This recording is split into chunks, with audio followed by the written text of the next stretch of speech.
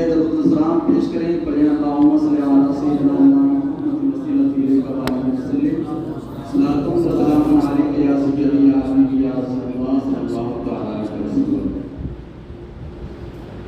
سب سے پہلے حضرت سیدنا عبداللہ بن عبد المطلب رضی اللہ تعالیٰ عنہ کا تعارف ملاحظہ فرمائیں۔ ذبیح اللہ حضرت سیدنا عبداللہ بن عبد المطلب رضی اللہ تعالیٰ عنہ حضور نبی کریم رؤوف الرحیم صلی اللہ تعالیٰ علیہ وآلہ وسلم کے والد محترم ہیں۔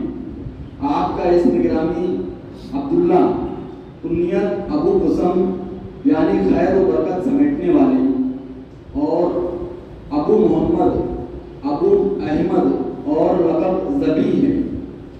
آپ کے والد گرامی عبد المطلب قریش مکہ کے رہنما اور بنو ہاشم کے سردار تھے۔ ان کا اصل نام شیبہ ہے اور لوگ اچھے کاموں کی وجہ سے انہیں شیبۃ الحمد کہتے تھے۔ والدہ ماجدہ کا اسم گرامی فاطمہ بنت عمرو ہے۔ بہن بھائی حضرت سیدنا عبد المطلب رضی اللہ تعالیٰ عنہ نے مختلف اوقات میں 6 شادیاں کی تھیں، اس لیے حضرت سیدنا عبداللہ رضی اللہ تعالیٰ عنہ کے بہن بھائیوں کی تعداد 20 ہے۔ حقیقی بھائیوں کی تعداد 3 اور حقیقی بہنوں کی تعداد 5 ہے، جبکہ اولادی یعنی باپ شریک بھائی 11 اور اولادی بہن 1 ہے۔ حضرت عبد المطلب رضی اللہ تعالیٰ عنہ نے یہ منت مانی تھی کہ اگر ان کے 10 بیٹے ہوں اور وہ بڑے ہو کر قریش کی حفاظت کریں تو ان میں سے ایک کو رضائے الہی کے لیے بیت اللہ کے پاس ذبح کریں گے۔ جب ان کی منت پوری ہو گئی تو انہوں نے اپنے بیٹوں کو جمع کیا اور اپنی منت کی خبر دے کر یہ منت پوری کرنے کو کہا۔ سب نے والد کے حکم کے سامنے سر تسلیم خم کیا۔ ان 10 بیٹوں کے نام کا قرآن نکالا گیا تو حضرت سیدنا عبداللہ رضی اللہ تعالیٰ عنہ کے نام کا قرآن نکلا۔ حضرت عبد المطلب رضی اللہ تعالیٰ عنہ انہیں ذبح کرنے کے لیے حرم محترم لے آئے۔ اس موقع پر قریش نے ان سے درخواست کی کہ ان کو ذبح نہ کیجیے جب تک آپ مجبور نہ ہو جائیں۔ اگر آپ ایسا کریں گے تو ہر شخص اپنے بچے کو لایا کرے گا کہ اس کو ذبح کر دیں۔ پھر قریش نے ایک تجویز پیش کی کہ ان کو ذبح نہ کیجیے بلکہ انہیں حجاز لے چلیے، وہاں ایک کاہنہ عورت ہے، آپ اس سے مسئلہ بیان کریں۔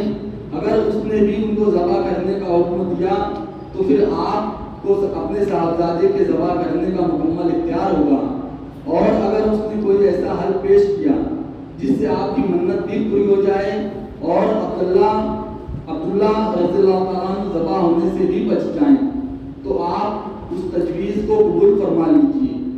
پھر سب اس عورت کے پاس پہنچ گئے اور سارا ماجرا سنایا۔ اس عورت نے کہا کہ تمہارے یہاں جو دیت کی مقدار مقرر ہے یعنی 10 اونٹ، تم اونٹوں اور ان کے درمیان پورا اندازی کرو۔ اگر لڑکے کے نام کا پورا نکلے تو اونٹوں کی مقدار بڑھا دو، اور اس طرح کرتے رہو یہاں تک کہ تمہارا پروردگار راضی ہو جائے اور اونٹوں پر پورا نکل آئے۔ پھر اس لڑکے کی بجائے وہ اونٹ ذبح کر دیجیے، اس طرح تمہارا رب بھی تم سے راضی ہو جائے گا اور تمہارا لڑکا بھی بچ جائے گا۔ یہ سن کر سب مکہ مکرمہ پہنچے اور حضرت عبداللہ رضی اللہ تعالیٰ عنہ اور 10 اونٹوں کے درمیان قرآن اندازی ہوئی تو حضرت عبداللہ رضی اللہ تعالیٰ عنہ کا نام آیا۔ 10 اونٹ زیادہ کیے اور جب بڑھاتے بڑھاتے اونٹوں کی تعداد 100 ہو گئی تب اونٹوں کے نام کا قرآن نکلا۔ وہاں موجود قریش اور دوسرے لوگوں نے حضرت عبد المطلب رضی اللہ تعالیٰ عنہ کو مبارکباد دی۔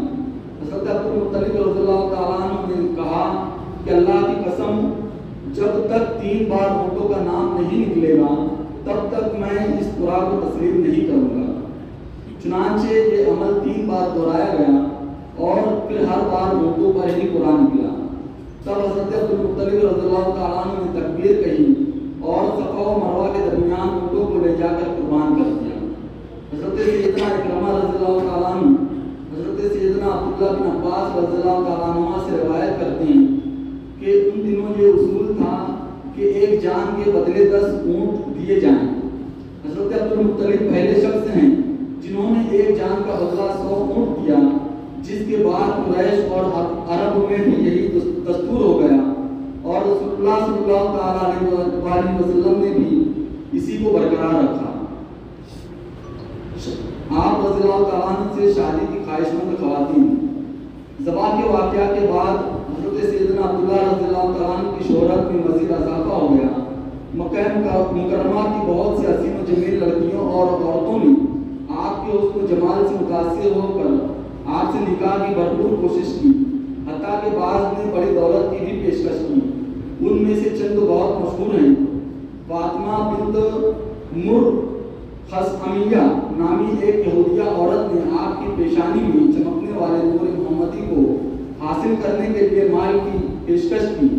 فاطمہ شامیہ یہ شاہ شام کی بیٹی اور اس کو جمال میں یکتا تھی۔ یہ بھی نور محمدی کو حاصل کرنے کے لیے مکہ آئی، مگر اسے بھی ناکام لوٹنا پڑا۔ حضرت عبداللہ رضی اللہ تعالیٰ عنہ کے قتل کی سازش اہل کتاب بعض نشانیوں سے پہچان گئے تھے کہ نبی آخر الزماں سرور کون مکہ صلی اللہ تعالیٰ علیہ وسلم کا وجود گرامی حضرت سیدنا عبداللہ رضی اللہ تعالیٰ عنہ کے صلب یعنی پیٹ میں ودیت امانت ہے۔ اس لیے یہود کی جماعت نے یہ عہد کیا کہ جب تک حضرت عبداللہ کو قتل نہ کر دیں واپس نہیں لوٹیں گے۔ ایک دن آپ شکار کے لیے تنہا مکہ سے باہر تشریف لائے۔ ان بربطوں نے موقع غنیمت جان کر حملہ کرنے کے لیے تلواریں میانوں سے کھینچ لی، لیکن حضرت سیدنا عبداللہ رضی اللہ تعالیٰ عنہ کی حفاظت کے لیے آسمان سے کچھ سوار نمودار ہوئے اور ان بدکردار یہودیوں کو قتل کر دیا۔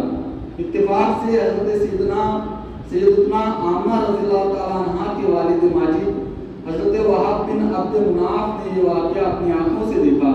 ان کے دل میں حضرت عبداللہ کی عظمت بیٹھ گئی اور آپ نے حضرت عبد المطلب سے اپنی نور نظر حضرت آمنہ رضی اللہ تعالیٰ عنہ کے نکاح کی خواہش ظاہر کی، جو قبول کر لی گئی۔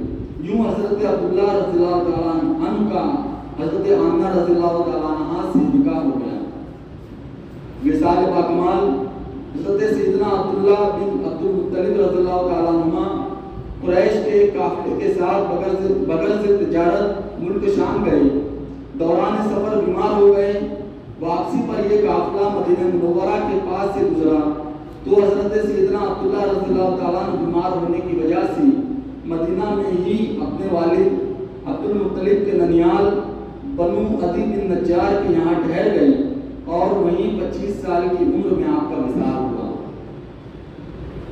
1400 سال بعد بھی جسم اقدس سلامت رہا۔ ملاحظہ کیجیے، اخبار نوائے وقت مورخہ 21 جنوری سن 1978 کے مطابق مدینہ منورہ میں مسجد نبوی شریف کی توسیع کے سلسلے میں کی جانے والی کھدائی کے دوران سرکار مدینہ صلی اللہ تعالیٰ علیہ وآلہ وسلم کے والد گرامی حضرت سیدنا عبداللہ بن عبد المطلب رضی اللہ تعالیٰ عنہ کا جسد مبارک، جس کو دفن ہوئے 1400 سال سے بھی زائد عرصہ گزر چکا تھا، بالکل صحیح و سالم حالت میں برآمد آیا۔ اللہ تبارک تعالیٰ سے دعا ہے کہ اللہ تعالیٰ ہمیں ہمارے اسلام کے مطابق زندگی گزارنے اور ان کے لوگوں سے خصوصیات فرما کرنے کی توفیق عطا فرمائیں۔ دوران گفتگو جو خطا ہوئی ہے اللہ رب العزت سے معاف فرمائیں۔ استغفر اللہ رب العالمین۔